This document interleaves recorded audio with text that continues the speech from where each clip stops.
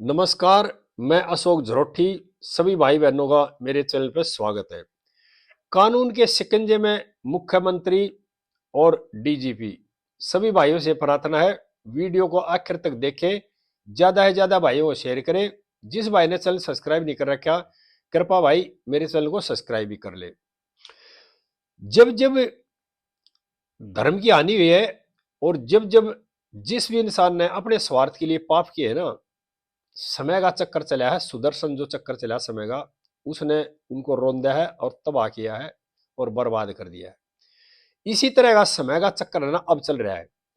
भूमिका किसी की भी हो, लेकिन जो काम समय कर रहा है ना, वो बिल्कुल सही कर रहा है और ऐसा काम होना चाहिए। क्योंकि संविधान घाती, लोकतंत्र घाती और देशघाती लोगों ने ना अपने स्वार्थ साधने के लिए, अपना भ्रष्टाचार करने के लिए जिस तरह से धर्म की हानि की है और जिस तरह के पाप किए हैं और देश की जनता के साथ खिलवाड़ की है, कानून के साथ खिलवाड़ की है, संविधान की लोकतंत्री धज्जियां जो उड़ाई है, उनका बदला लेगा समय और समय का सुदर्शन चक्कर। वाह इसमें मोदी जी और अमित शाह जी लूट रहे हैं, लेकिन सारा खेल है ना, ये सुदर्शन कर रहा है समय का जो है। पिछले दिनों जो वेस्ट बंगाल में मामला देखा, ईडी की रेड के दौरान जिस तरह से संविधान की, लोकतंत्र की दवाई देने वाले संवैधानिक पदों पर बैठे हुए लोगों ने जो कानून की धज्जियां उड़ाई, लोकतंत्र की धज्जियां उड़ाई, संविधान की धज्जियां उड़ाई और देशघाती काम किया, लोकतंत्र घाती काम किया था, उस वीडियो को देश की, दुनिया की तमाम लोगों ने देखा है। और उसके बाद जब हाई कोर्ट में प्रेशर बनागा, काम ना करने दिया कलकत्ता हाई कोर्ट का, वो चीज भी दुनिया के सामने आई। लेकिन जिन लोगों ने ये कुकर्त किया ना, वो कानून के शिकंजे में एक तरह से, पूरी तरह से आगे हैं और ये समय का फेर है। आगे देखना समय किस तरह के चक्कर चलाता है। और जब हाई कोर्ट ने सुनवाई करने से मना कर दिया, भाई इतने शोर शराबे में सुनवाई नहीं करता, तो मामला चलेगा देश के सुप्रीम कोर्ट के अंदर। और सुप्रीम कोर्ट ने पहले ही सुनवाई पर रोड मैप तैयार कर दिया। जिन नेताओं ने संविधान और लोकतंत्र के खिलाफ जो काम किया था, उनको बर्बाद करने का और उनको सबक सिखाने का। और सुनवाई के दौरान माननीय सुप्रीम कोर्ट ने यह कहा भी कलकत्ता हाई कोर्ट को जंतर मंतर बना दिया था। और यह सीधा निशाना या सीधे तलवार किस पे थी? डीजीपी पे और कलकत्ता के पुलिस कमिश्नर पे। सुप्रीम कोर्ट ने अब समय दिया 15 दिन का, जितने भी इसमें जिम्मेदार लोग हैं उनको नोटिस दे दिए माननीय सुप्रीम कोर्ट ने। 3 फरवरी को इसमें अगली तारीख है, उस पर पता लगेगा अभी सुप्रीम कोर्ट किस तरह और किस दिशा में और क्या सबक सिखाता है इन लोगों को।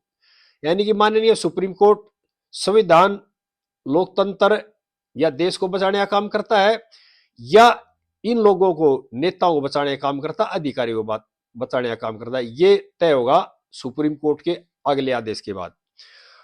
और मैं यहां सभी भाइयों की बात और बताना चाह रहा हूं, ममता से पहले है ना, जो डीजीपी है ना, उस पर कार्रवाई होगी। क्यों? क्योंकि अगर किसी नेता को ठिकाने लगाना है ना, या उसकी नेतागिरी खत्म करनी है, उसकी राजनीति खत्म करनी है, तो उसके जो नजदीकी आदमी होते हैं, जो अधिकारी होते हैं, उनको खत्म करना, उन पर शिकंजा कसना जरूरी है। और उनकी बर्बादी होगी तो नेता की बर्बादी अपने आप निश्चित है।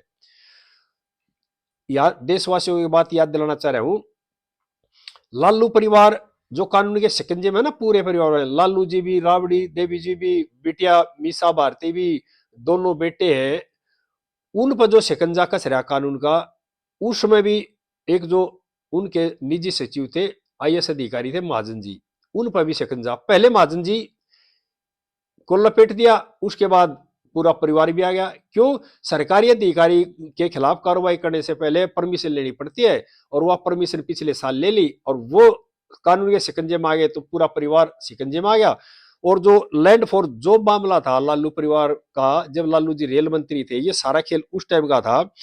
उसमें यानी उस मामले में पूरा परिवार, दोनों बेटे बेटी, लालू जी की पत्नी जी, और जो उनके निजी सचिव थे, आईएएस अधिकारी, महाजन जी, सारे लपेट दिए कानून के शिकंजे में। ये सारा समय का चक्कर था, समय का खेल था। जब जब इंसान ने अपना स्वार्थ साधने के लिए, अपना परिवार को बढ़ावा देने के लिए भ्रष्टाचार किया है, पाप किए हैं, लोकतंत्र संविधान की हत्या करने की कोशिश की है, उसका बदला लिया है समय ने अपना सुदर्शन चक्कर चला करके। भूमिका किसी की भी हो, ये भूमिका में भगवान ऐसी ताकत है जो कि भूमिका के लिए किसी इंसान को खड़ा करता है योद्धा बना करके, लेकिन सारा खेल है समय का। अब देखना, समय का खेल, हमारे देश की राजनीति में बहुत परिवार शिखर में गए और समय के चक्कर में उन्होंने कुकर्त किए, पाप किए और अधर्म किया, धर्म की काम नहीं किए और देश हित में काम नहीं किए, और यानी कि एक तरह से धर्म के विरुद्ध काम किए, उनका पतन भी उतनी जल्दी हुआ। यह सभी देशवासियों के सामने है। और मैं यहां सभी भाइयों को एक बात और बताना चाह रहा हूं और अधिकारियों को बताना चाह रहा हूं, जो नेता ना, ईमानदार नेता इस तरह की गलती नहीं करते, ये करते भ्रष्ट नेता और परिवारवादी नेता और स्वार्थी नेता। वो क्या करते हैं, जो इनके निजी सचिव होते हैं या जो इनके नजदीक अधिकारी होते हैं उनका इस्तेमाल करते हैं। उसमें नजदीक कौन होते हैं, ज्यादातर आईएएस अधिकारी, आईपीएस अधिकारी। वे अपने खुद का स्वार्थ साधने के लिए, अपना उनका लालच होता है, वो उनके दबाव में आ जाते हैं, बातों में आ जाते हैं, फिर दोनों का स्वार्थ जुड़ जाता, अधिकारियों का भी नेताओं का भी। और उसके बाद अधर्म के काम शुरू होते हैं, धर्म की हत्या होती है और यानी कि संविधान लोकतंत्र की धज्जियां उड़ाई जाती है, कानून की धज्जियां उड़ाई जाती है। और ये खेल जमीन से लेकर यानी कि आसमान तक चलता है, न्यायपालिका तक भी चलता था। पहले इस तरह जो बातें होती थी ना, अब जिस दिन से नए सीजीआई साहब आए सूर्यकांत जी, उसके बाद न्यायपालिका का मूड भी चेंज हुआ है। लेकिन पहले भी तारीख पर तारीख देते थे, लेकिन अब जब से सूर्यकांत जी ने ये पद ग्रहण किया है उसके बाद बहुत बड़ा बदलाव है देश की न्यायपालिका में। और यही कारण है कि पिछली तारीख में सुप्रीम कोर्ट ने बड़ी सख्त टिप्पणी की थी, अगर कलकत्ता हाई कोर्ट को जंतर मंतर बना दिया और सबको नोटिस दे दिए। और उसके बाद अगली जो कार्रवाई होगी उससे एक नया रोड मैप तैयार होगा देश के अंदर इस तरह के लोगों का, जो कि अपनी जागीर समझते हैं ना, देश को अपने स्वार्थ से आगे कुछ नहीं समझते, अपना बचाव करने के लिए जनता को गुमराह करते हैं। और सुप्रीम कोर्ट ने जो जो भी इसमें गुनाहगार हैं, यानी जो जो लोग मौके मौजूद थे, सबको नोटिस कर दिया है।